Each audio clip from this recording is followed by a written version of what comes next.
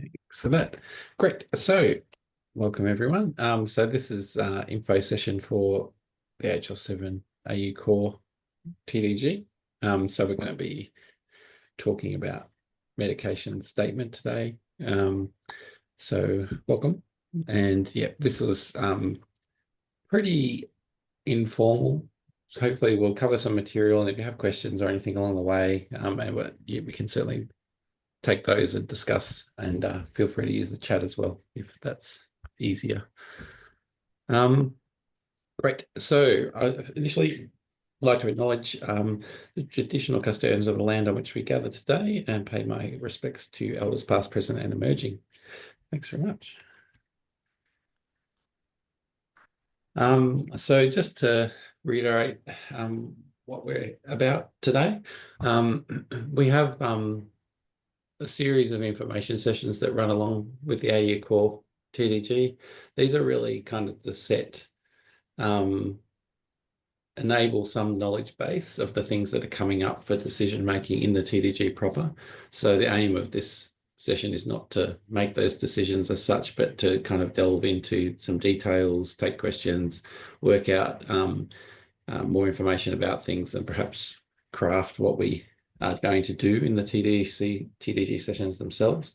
So basically, we're going to talk about particular FHIR resources, in this case, the medication statement, how it relates to some of the other FHIR medication resource types. We're going to avoid talking about dosage details on this call. We've carved that out as a separate discussion. So really we're talking about the overarching statement. Dosage is part of that, but we're not going to get into the details of that today. And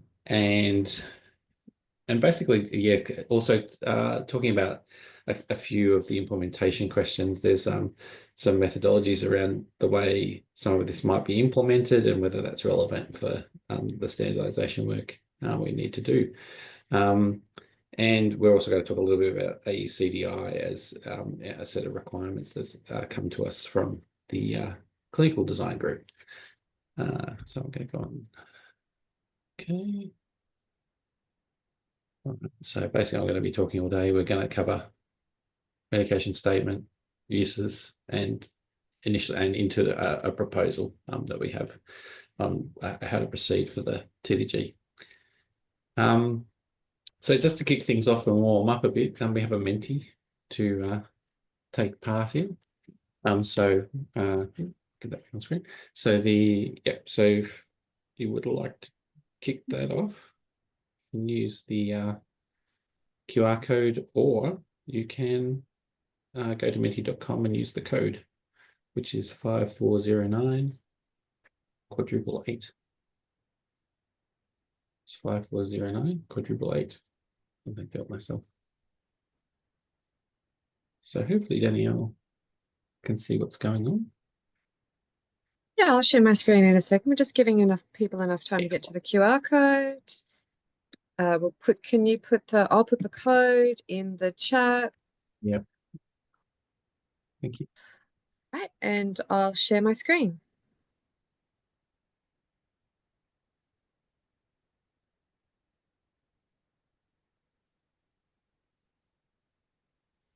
Okay, so we should see those numbers in front of us now. I can hit whole of screen.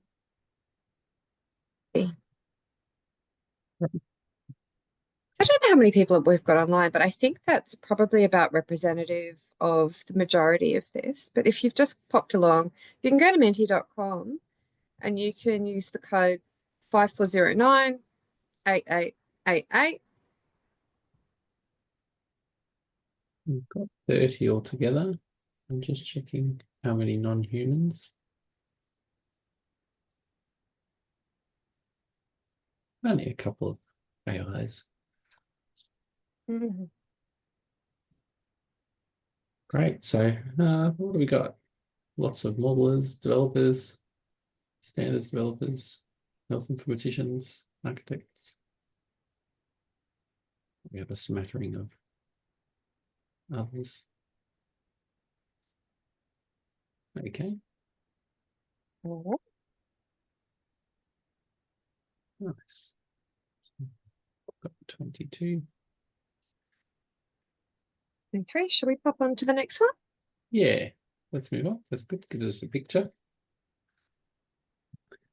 And just some indication here on how you are in your FHIR journey. I think we'll let people interpret what those mean, but obviously from just getting started through to in progress to pretty familiar.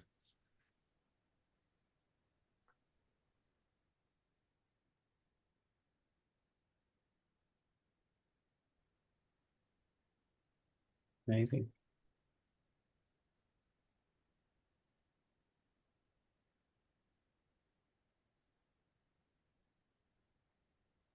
Cool. So we've got a couple of people starting up. Welcome. And I think, yeah, there's an apparent cohort that are kind of in progress, which is great to see. And quite a number of people who are blazing, which is nice. Again, these numbers keep getting better and better each time. It's more people that are reaching the top. That's really good. So I've got 24. That's pretty good. Terrific. So I'll grab back.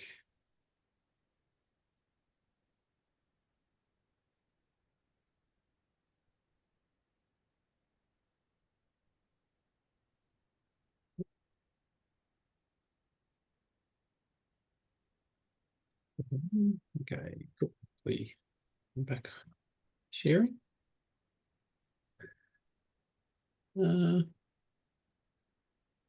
Cool. Excellent. So just as background really on in the FHIR space, it's worth just having a look at. There's a number of FHIR resource types which are catering for different aspects of medication content in different ways. So this material is lifted from the standard. So this is kind of describing a number of those. So we'll start with medication. The medication resource is really a more definitional resource. So that's really describing essentially drug or medicine definitional content. So what the drug is, what form does the drug take, possibly strengths and things like that. So it's not really saying how you're using the medication. It's really might be from a drug catalog or just representing a particular instance of a medication that's being used. So so it's extremely useful in describing that in detail. So it can do useful things like not only just identify things by code, but maybe give more detail about ingredients and details about the medication itself. So, but that's not really attached to any patient or activity or prescribing or taking of the medication, but it is a very useful definitional thing. We have a set of medication resources that kind of are part of like a regular medication workflow. We have medication request, which is the authorization or ordering or prescribing of medications. So that's where someone is actually recommending, or prescribing a particular medication, the dosage, any kind of criteria around that. They may include dispensing instructions and other things as part of that request. So typically that would be a doctor or other prescriber that has that power to be able to authorize the use of medicines or actually make a clinical decision to do that. We have dispensing, which is essentially the pharmacy business of dispensing perhaps formularies and being able to record those events. So that's recording supply. So that might be directly to a patient, but it also may be in the supply within hospitals and things like that. So it is a way to record that part of the business. And we have medication administration, which is where medicines are actually administered to patients. So that may be in your aged care home, administering medications as part of nursing, in hospitals, and as part of all the kind of care that would be where administrations are actually recorded. So those three things kind of go hand in hand, and are a recording of events that occur in a regular kind of medication workflow. Those things are attached to a particular patient, so that usually the patient's the subject of those activities, and there's often clinicians involved who are enacting that part of the workflow. So that's very much a record of events and requests. We have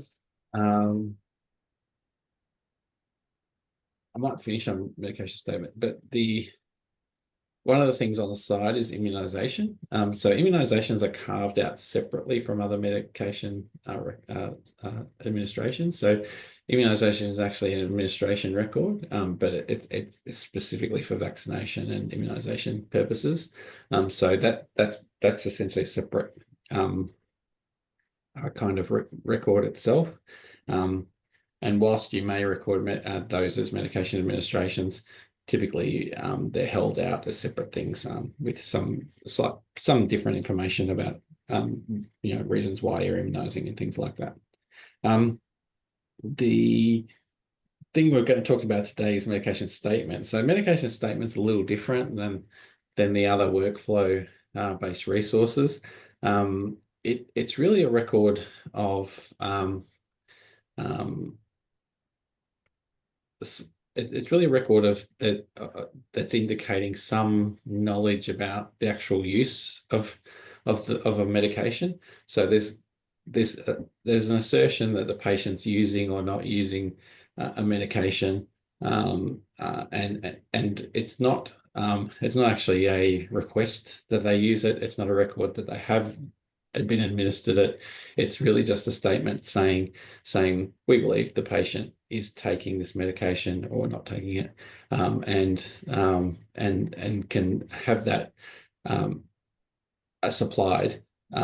It's very much more probably oriented at a asserted summary of the current knowledge about the patient.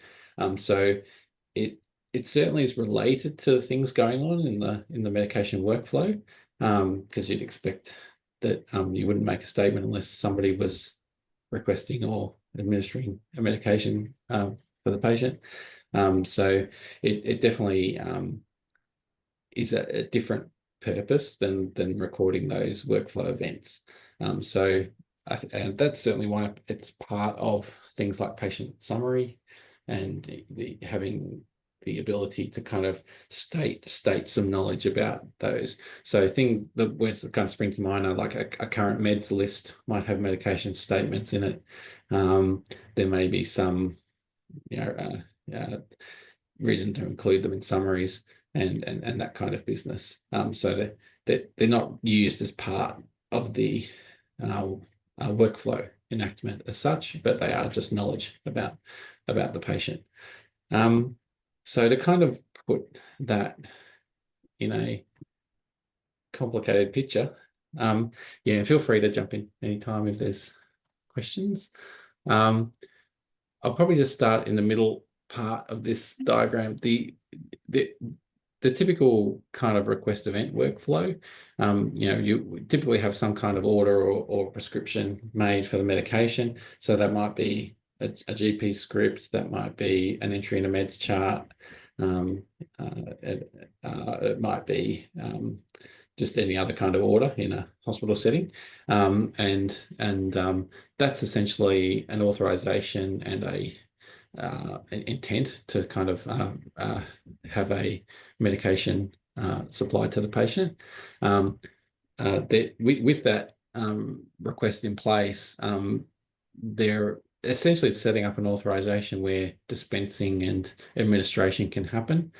So you may maybe the patient can go to the pharmacy, get the medication dispensed, and then they will administer it to themselves. The other part of the business might be in a hospital where things are basically administered to the patient in the hospital. So these are all kind of aspects of providing the care to the patient. So those things kind of live in their own space of being useful records in terms of recording history, and can be used that way. The other kind of thing that's relevant is, and I've also got immunization here as another type of administration that kind of sits essentially independently. The medication statement kind of sits outside of that. So the fact that these request and event work records are happening through the provision of the care to the patient implies that the patient is using this medication. So you may consider that writing a script, you would expect the patient to be on that medication. So you may consider that an active medical statement that you want to assert, that you expect the patient to be on that. If you've actually administered something to a patient, you can be pretty sure that they're taking a medication, and you may, even if you dispense it to them, you may consider that they are taking that. Ruben. Oh, sorry. I was hoping you would come to questions at the end. I just wanted to flag the medicine definition box you have, Oh yeah, Brett. I might sure. suggest relabeling that as medicine identification, because there Yep. are actually resource types in FHIR from R5 onwards, I think, or maybe it's 4B, which are Yep. actually focused on medication definition, and they're in the specialized Yeah. module of resource types. Thanks. I think that's a good point. Yeah, because that's a good point, and it is a slight difference. Yeah, Ruben, because it's basically you can see that there's lines running out to medication from all of these particular resource types, and that's mainly the ability to say for this particular record, a medication was involved, and medication identification is really saying which med, strengths, Yep. forms, and things like that.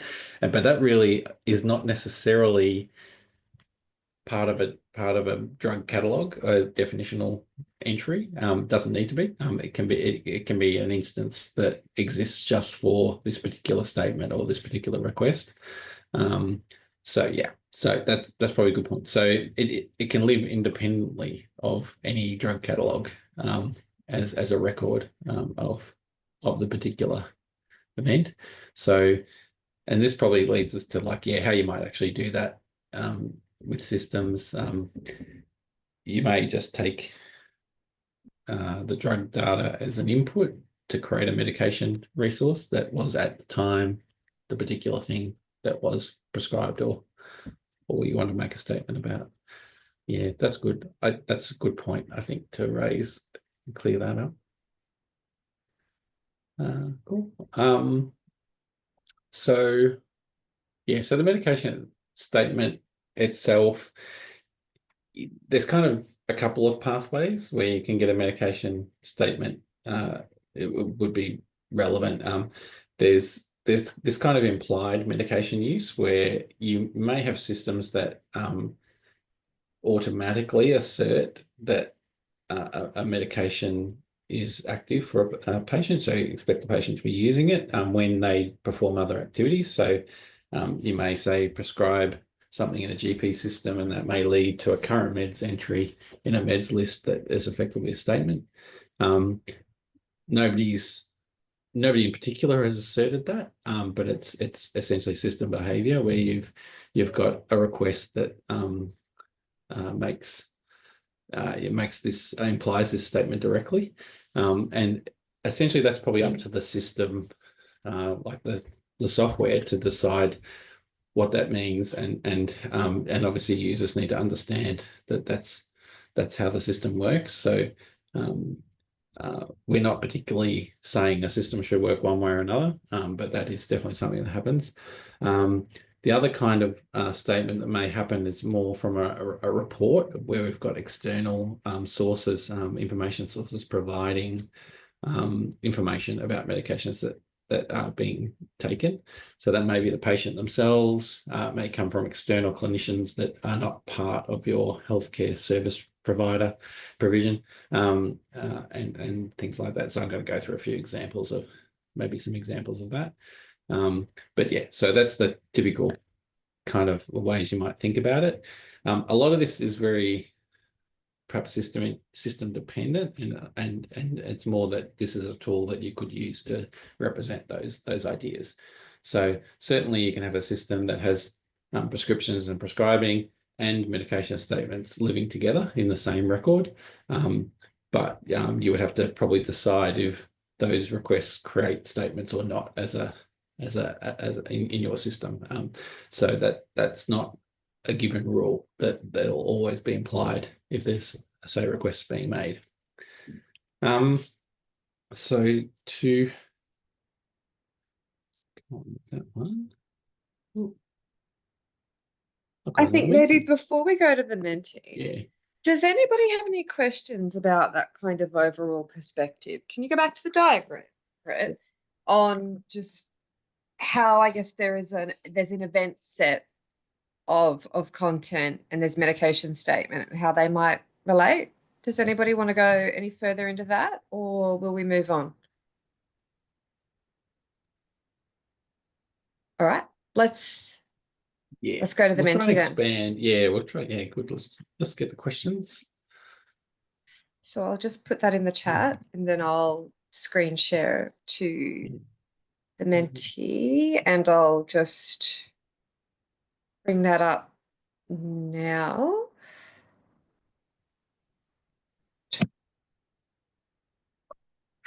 So people should now see the question if you're on the Menti, and I'll share my screen.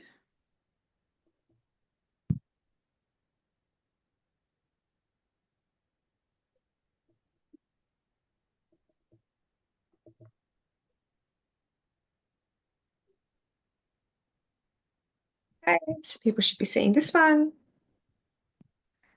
Yeah, so I guess, yeah, things that, yeah, reasons you have these things in your system, and we could be pretty general, I think.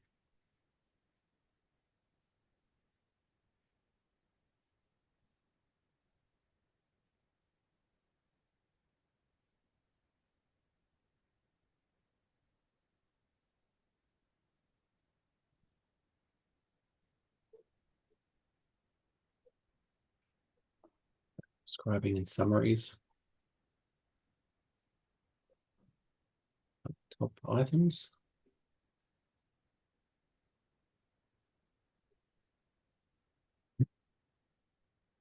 Feeling good about this word cloud because that's pretty much what we're going to talk about.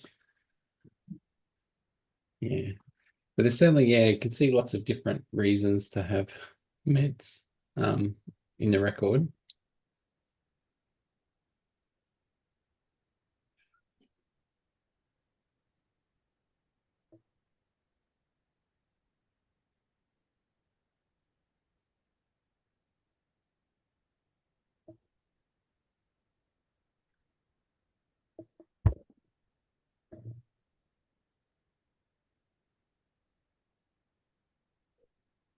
Yeah, I think to David's question, I think it as content of a summary.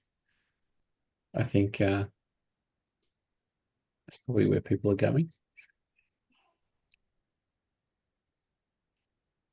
as one of the uses. All right, so we've had 21 different people respond.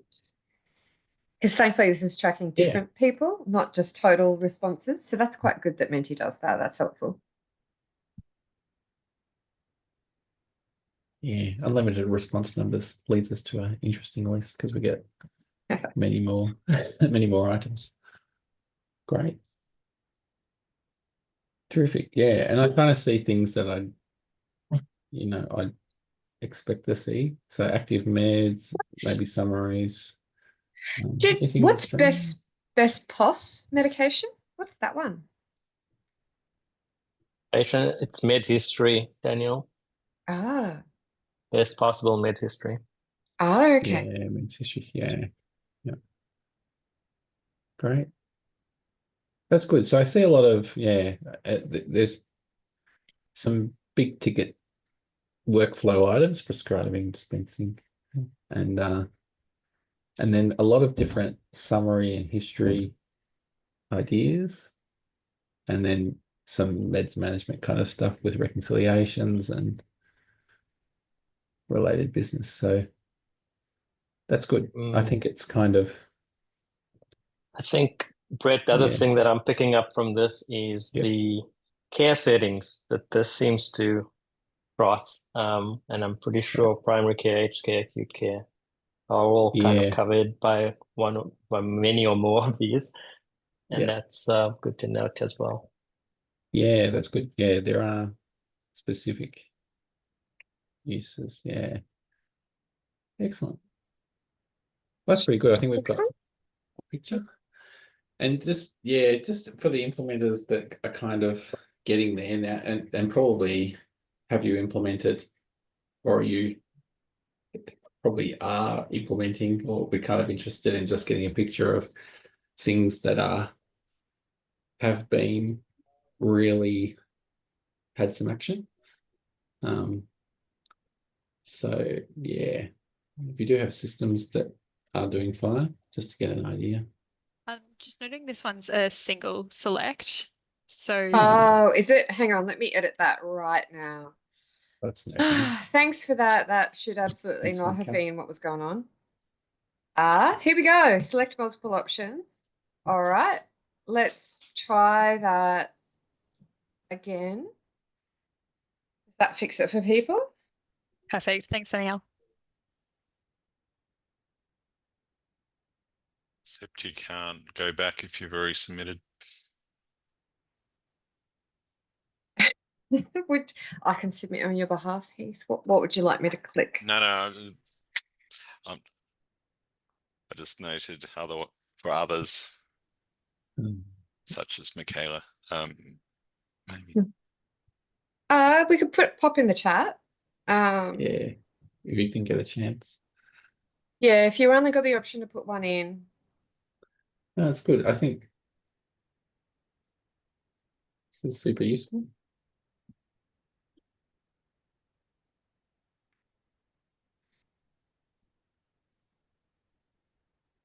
Well, assume if you don't know, you haven't answered.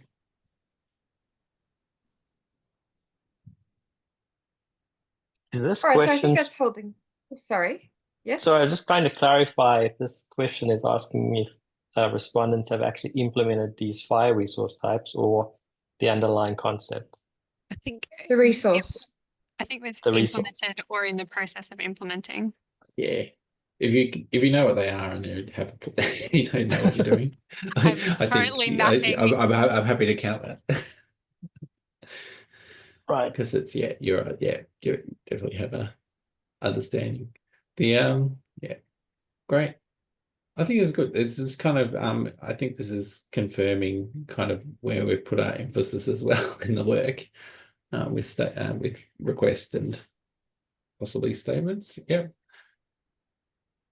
And yeah, and it's good though to see dispensing and administration numbers there, because it's I think that'll be something we definitely need to look at in the future. Or have people bring forward, would be great. If people have a need for that, AU Core TDG can, if you're prepared to stand up a proposal, that's definitely something that can be incorporated. Great. I think that's good, Dan. Is the administration in base, Brad? Yes. Base, yeah, there are base, yeah, there's base for all of these. So that we do have a base, AU base version for these, which basically helps you with terminology selection mainly. Yeah. All right. Great.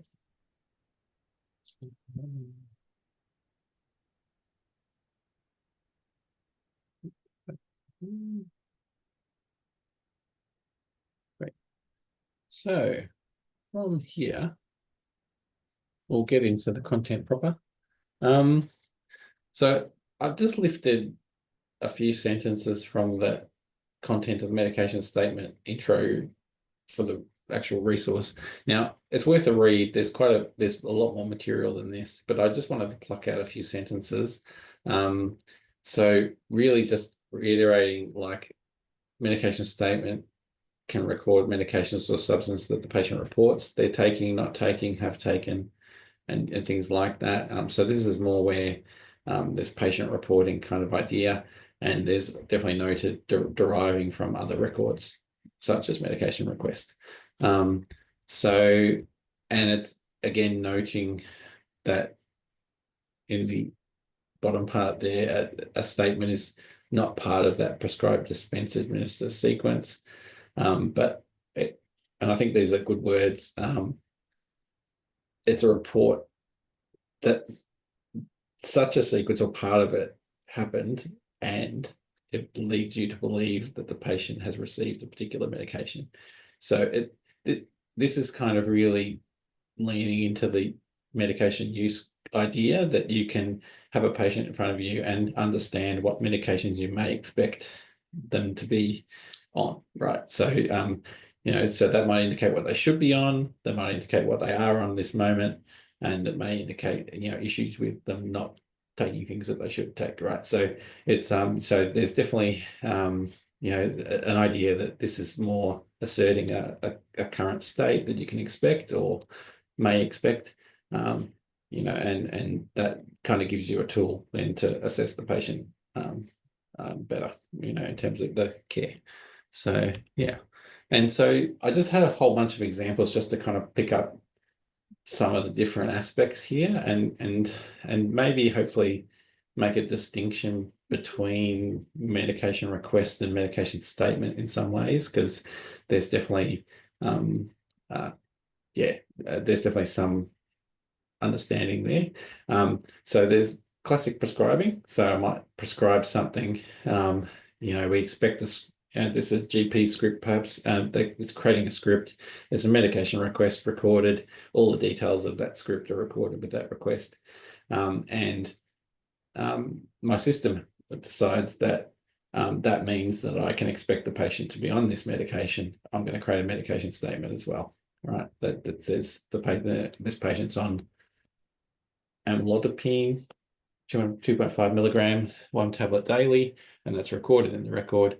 So I have a record of a script that I wrote in point in time, and I have a current meds list that says I'm on this med.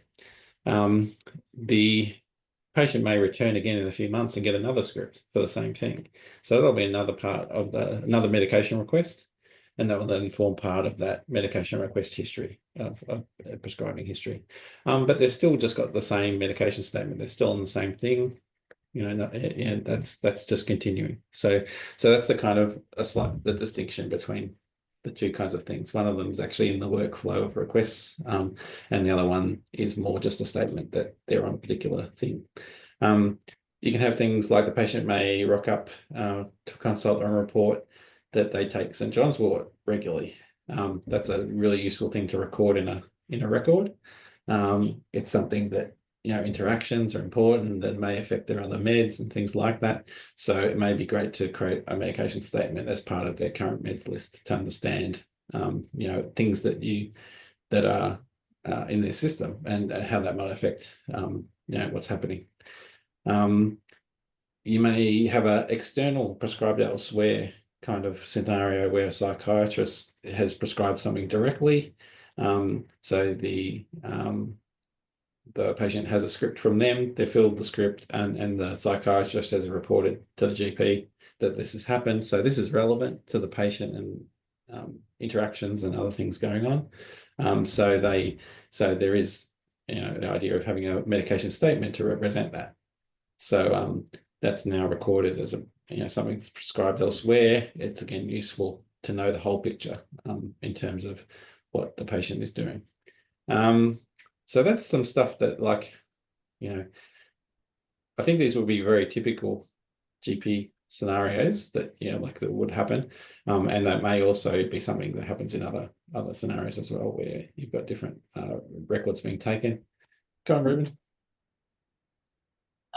This is perhaps a fun fact, at least sounds like it, but something to note that, and this is in medication statement for R6, I'm not sure if it's in previous versions of FHIR, but use cases noted in scope and usage actually includes the recording of non-prescription and or recreational drugs. But that being said, there's an explicit prohibition against using medication statement to record substance abuse unless those substances have been prescribed. Yeah, there's a few. Yeah, so you need to record that a different way. Yeah, I think it's social Yeah. history or something like that. Social history observations. Yeah.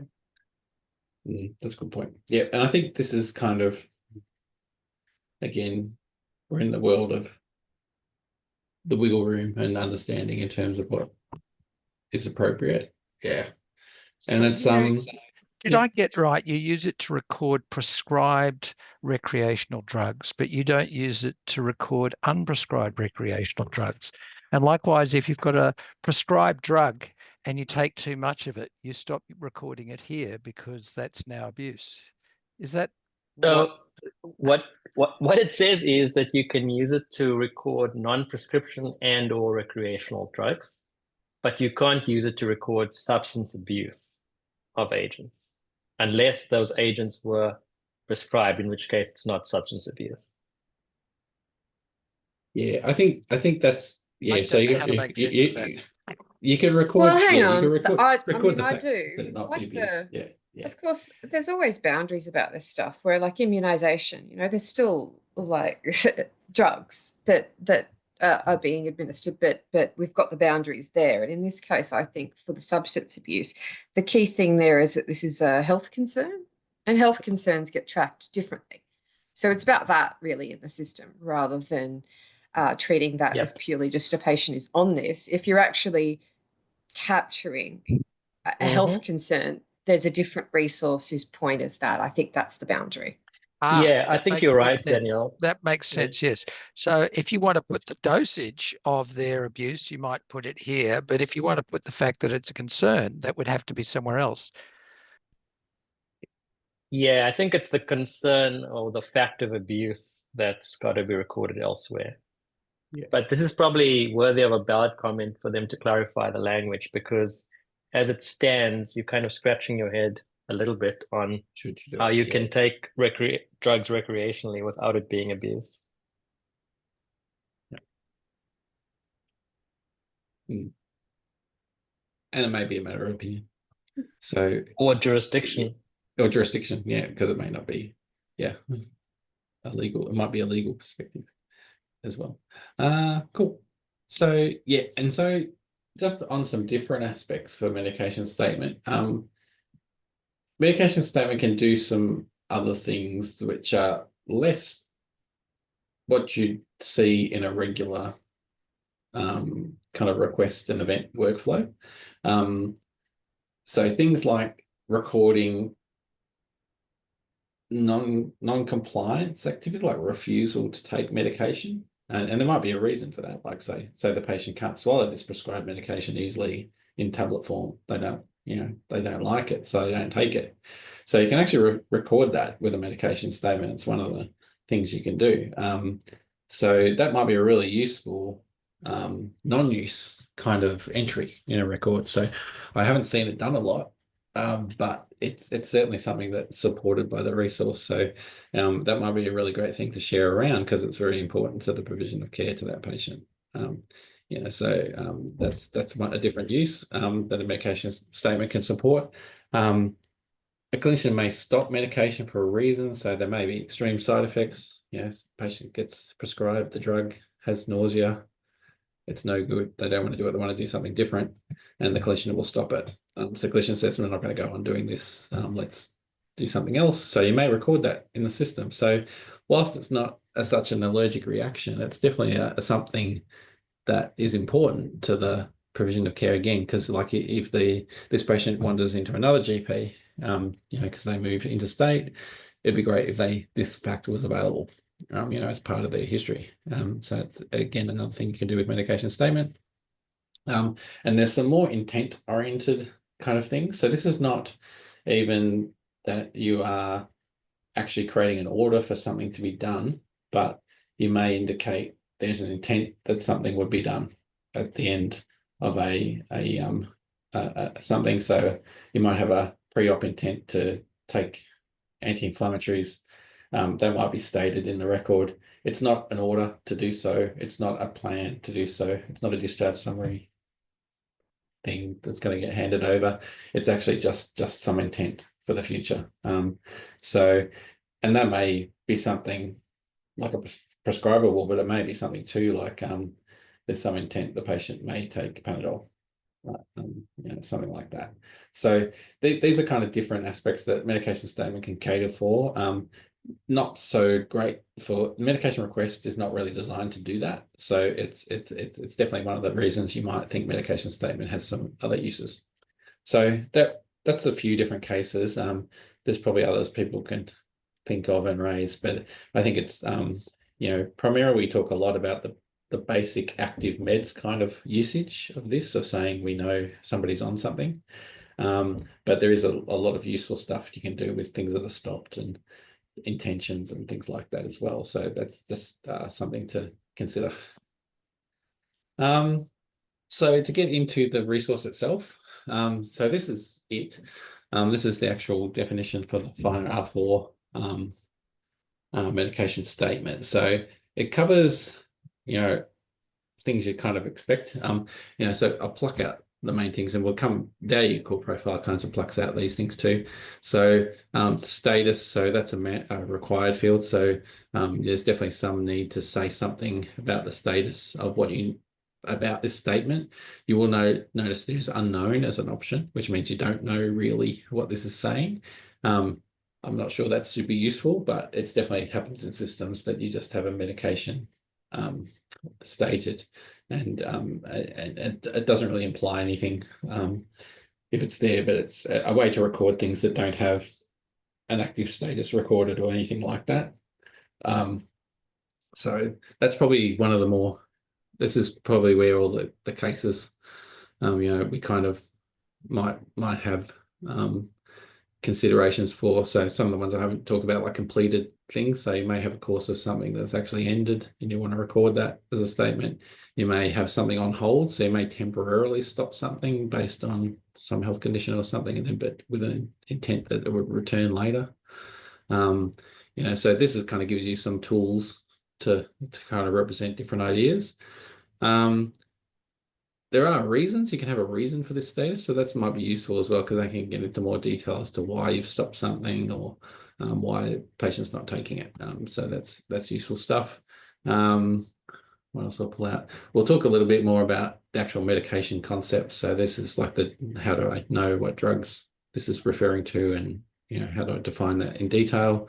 There's always a subject of the medication statement, so can be a patient or a group. We're mainly thinking about patients, individuals in our usage. So that's aligned with how we've thought about medication request as well. There's context, like when this happened in encounter episode of care, effective date times. So this is when this statement what is asserted to be relevant. So if I started prescribing you something 20 years ago, that's good to know. I may be able to say, oh, well, yeah, in the year 2000, I prescribed this thing and it's ongoing, right? And so this person's been on this drug for a long time and things like that. Or you might say it started last week. So that gives you some context in terms of when this statement applied and when's it being asserted. So if I certainly have this statement created 20 years ago when I first prescribed you something, I certainly will have a lot of medication requests in between as I have those orders come through over time. So you might have hundreds of medication requests and one medication statement on that drug. So, and it's also useful as a period. So you may do things like be on a particular dose of something from one time to another, and then you might have your dose bumped up. So you can actually keep a history of that with medication statement and go, I was on one tablet a day from here to here and double dose from then on, right? And so that's something that is useful to try and describe the medication usage in detail. There's a date asserted possibility to know when this statement was made, where the information source, where did this come from? So it's, in some ways that's more about reported medications rather than derived ones. You do have the ability to refer to where things were derived from as well. So that's certainly a way you can say it was derived from a medication request that happened or any other kind of methodology to obtain the fact that they were on a particular medication. There's the reasons set, so the reason you're on this medication, so there's coding and other resource types described that for a reason that you may be on a med. There's general notes, so that's something that you may want to expand on, something about this medication usage. And we have the dosage details. So we won't get into dosage details, but it's certainly an important part of the medication statement, because you not only need to know what drug someone's on, but what dose they're on, and what their regime is around that. Cool. So if you've looked at this before, you're probably familiar, but were there any particular questions about any parts of this, or wanted to highlight anything that was important to you?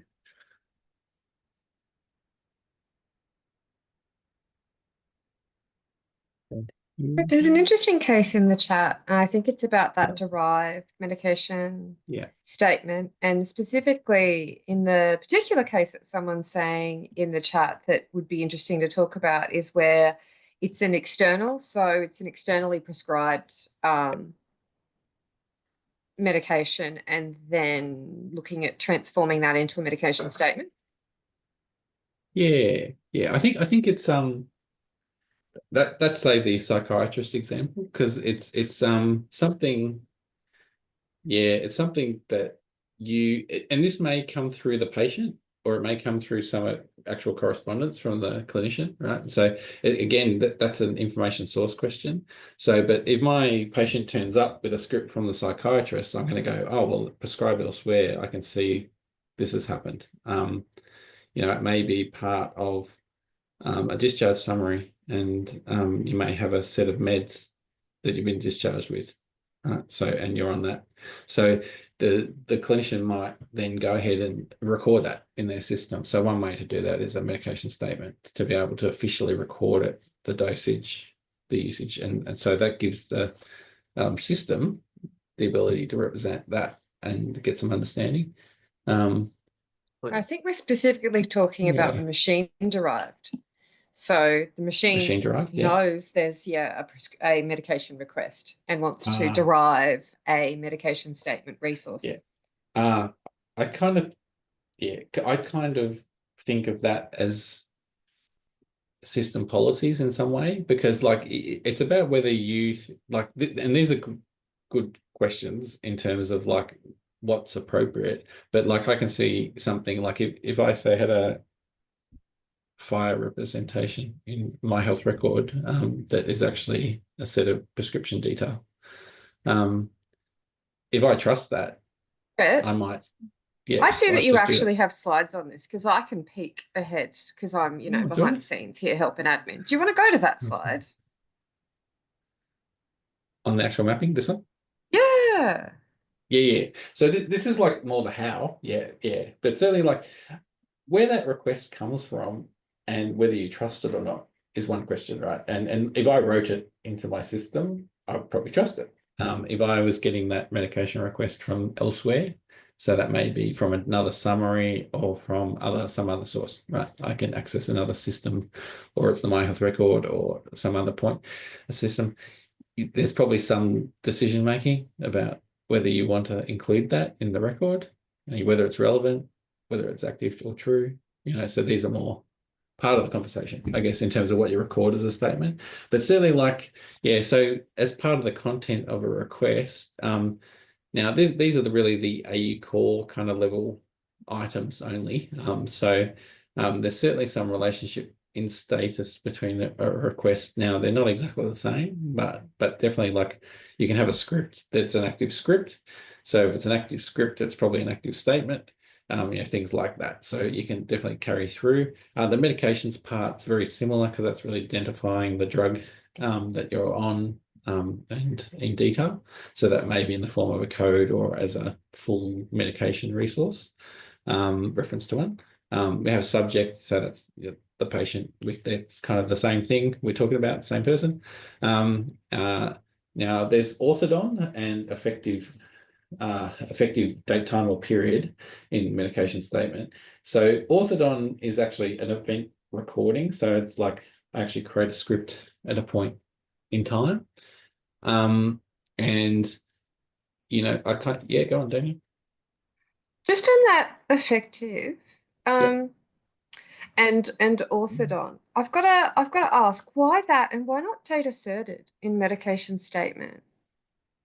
Yeah, because I think this is where and this is maybe worth, because I think the assertion is something that may be updated over time, right? Because you may reassert at any point, right? So, but if I first prescribe something on a date, I expect that's the start of the medication statement period. Okay, that's the first date. I know you're on this thing because I prescribed it. The following on from that first request, I may return and get another request, another script, right? And so there's now a history of scripts. But the first time I prescribed it, it's still the same for the statement. So I started taking this thing at this point in time. So it's information about your usage, yeah. So it's not about the assertion. It's about the actual expectation of usage. Yeah. Brad, author on do not always represent the expectation that the medication will be taken on. I can author a prescriptions for a patient. Like say, for example, asthma inhaler type of thing. The patient might not even use it until 3 weeks later. So I don't think that the author on should be interpreted as the day that the medication is commenced. Because just throwing that out here. So if we've got a prescription, so there's a prescription and it's got an orthodon time. I would have thought in medication statement that we would have used date asserted, which I know is always associated with the information source, and called that the requester from medication request, and that we would have actually put that status in medication statement to I'm on R5 back in R4. Isn't there something like new? No, intended, because you don't actually know if they're on it. You just know that something's been prescribed. That would have been what I would have thought. Yeah, this is the wiggle room, because it's like if there's no, it's what systems want to automatically assert. So if I'm a GP setting and I'm prescribing a regular med that I expect you to take tomorrow, I would have that as the effective date. Right. If I'm although I can still qualify it with dosage, it might be PRN. Right. So you are on it, but you're not going to take it unless you're required to do so. Right. And there's all these nuances you can have. So it's about expectation. So I get Stephen's point, like if you're prescribing something and you really don't expect it to be filled and used, then you may want to do something different. But I think this is where the derivation difficulties do come up, because you've got to actually decide, I think, on what that what this means. But like if I have a regular current med that I'm prescribed to be taken daily, I expect you to go out and fill it and take it, and then I expect you to be on it. So what we're I'm actually asserting saying that, yeah, is that it's not system agnostic, and if Yeah. if you're deriving it from your own system, you know how those values are used, so you can probably do that quite safely. And if it is from an external, then there are some things that might map, but there's a ton of the grey areas that you would need to know and have had a discussion about how does that map and whether or not you can safely derive. Okay. And I think if I was talking about asserted as well, like I would update asserted every time I wrote a script, because I'm reasserting you're still on it today. So I started taking it in 2000. Today, this particular doctor will reassert that you're still on it because I just wrote another script. Right. So so it's basically knowledge that statement is now up to date again because I've re-prescribed it today. So I know that statement is still true. Yeah. Go ahead. Is that a new instance of a medication statement? Good question. Yeah, that's one of the things I think that, again, it's not really defined on how that would work. I would kind of think of that as a replacement because it's the same thing replacing something. But however, you could think of it as something that if I was building a system, I would replace it because that's the current status about that thing. However, there's no reason why you couldn't have a history of those statements that have been asserted through time, right? And I think this is all implementation questions, so and it does affect how people will interpret this content, right? Because it's very hard to interpret if you're not going to consider My other those question, things. Yeah. Brett, is status. I might have been offline for a sec when you talked about status. No, we've not talked about it in No. particular. Not in detail. Not in detail. No, in this Yeah. mapping, what are you mapping? Yeah, because like I think this is, again, like if I have a script that's active, I think that statement's active, but it definitely request doesn't cover all of the cases that medication statement can do. Okay, so there's some Yeah. decisions to be made there too, is what you're saying. Yeah, exactly. So, and it's certainly like if I think of my favorite GP systems, like you can write a script and that creates a current meds entry. That current meds entry is maintained. So if you write another script, the current meds entry will say the first time I prescribed it was this, the last time I prescribed it was that. And if you decide to stop it, you'll go into your current meds list and go, cease medication, here's a reason why. And that will then disappear off the current meds list because it's no longer current. So it's kind of using requests to generate something. It's separate. That's a separate record. It's a separate record. Yeah. Compared to the actual prescription itself. Yeah, exactly. That's one way to do it. There's some idea you can dynamically create statements on the fly if you're a facade, right? Maybe based on your requests, but that's up to the system again. So it's more, I guess, conceptually how you manage your data. And I kind of think we can't necessarily be prescriptive not in on how the AU4. systems work. No. It's more just like if the information's here, this is what it means. And so things like Stephen's point on effective, I think that's a very good point because it's not a given that something's a current med today, right? And there may be nuance there, and dosage is another aspect of that because you can certainly have like PRN or intention or timing in the future or after a particular. Yeah, the other thing is that if we are talking about mapping secondhand information, I see the reason for wanting to do that because you are not actually transcribing sort of from your own prescription into a medication statement. You are actually taking in secondhand information and you want to project that information in a in a second-hand way, which I would be reasonable to use medication statement.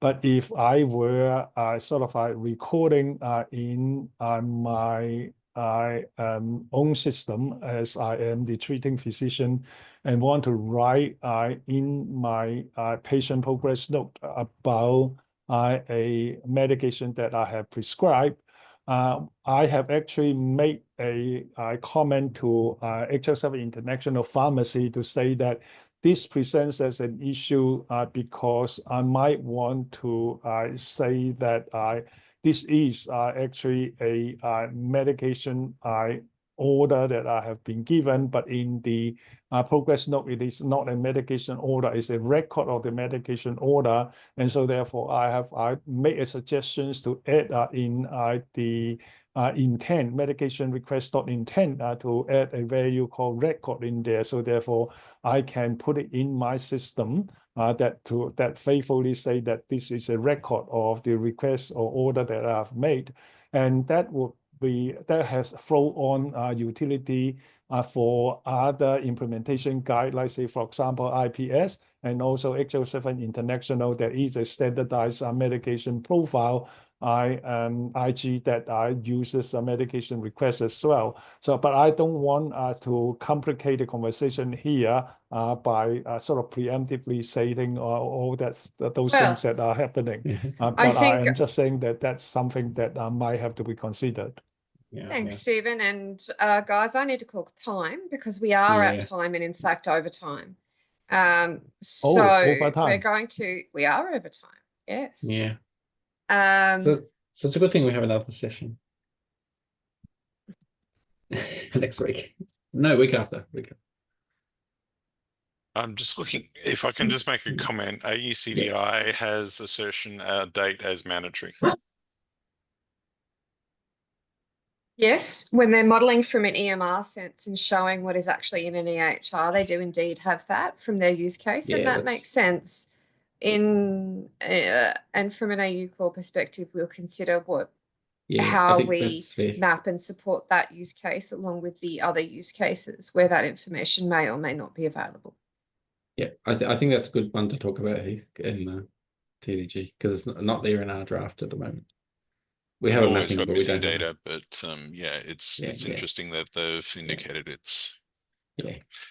Well, sorry, Daniel. Anyway. No, that's okay. That's fine, and that makes a lot of sense. We're going to hold this over now to. This is why we had a second one, because there's going to be a second one in a fortnight. We'll come back.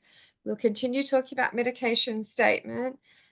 We will, to a certain degree, pick up from where we left off, but also there might be other people on the line who have different cases. So we're going to throw up the mentees again. We're going to ask if anyone has any particular things they want to talk about, and we'll go through those.